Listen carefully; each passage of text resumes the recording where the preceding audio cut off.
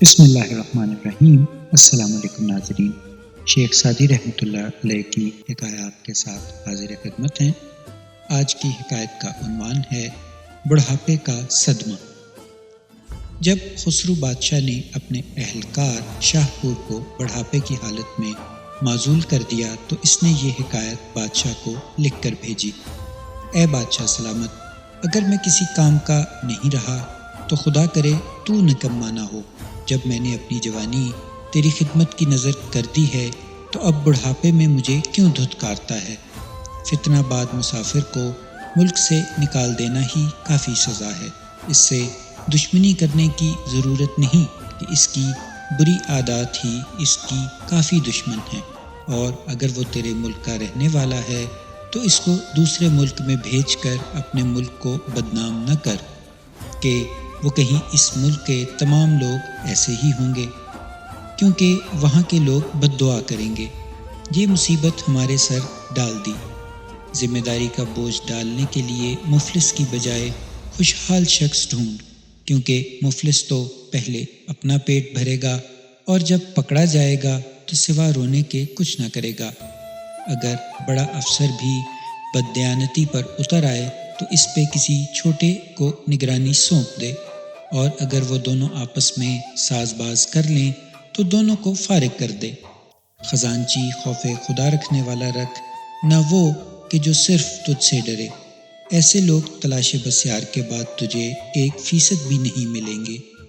دو پرانے ہم محکمہ اور ہم عہدہ شخص ایک جگہ متعین نہ کر، ہو سکتا ہے ایک چور بن جائے اور دوسرا اس کا محافظ، اور جب چور آپس میں ایک دوسرے سے ڈریں گے تو قافلے کو کوئی خطرہ نہیں۔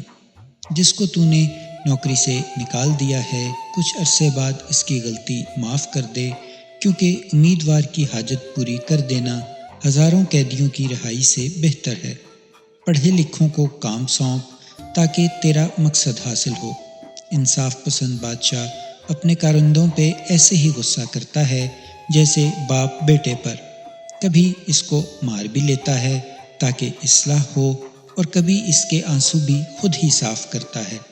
اگر تو صرف نرمی ہی کرے گا تو دشمن دلیر ہو جائے گا، اور اگر سختی ہی سختی کرے گا تو ہر کوئی تجھ پر شیر ہو جائے گا کہ بے گناہوں کو بھی سزا کا خطرہ پیدا ہو جائے گا۔ سختی اور نرمی دونوں ضروری ہیں، جیسے جراح آپریشن بھی کرتا ہے، مرہم بھی رکھتا ہے۔ سخی اور بہادر بن۔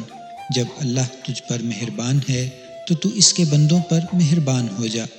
اگر تجھے پہلے بادشاہ یاد آئیں تو اپنے آپ کو ان پہ قیاس کر لے کہ وہ نہیں رہے تو بھی نہیں رہے گا۔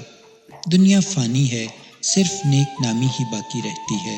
اس شخص کا نام ہمیشہ زندہ رہتا ہے جو لوگوں کے لیے رفاہی ادارے، پل، سڑکیں، سرائیں وغیرہ بنا کر مرے۔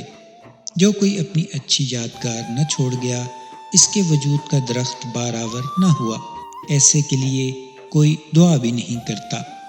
لہٰذا نیک نامی چاہتا ہے تو اپنے بڑوں کی اچھی عادات اپنا۔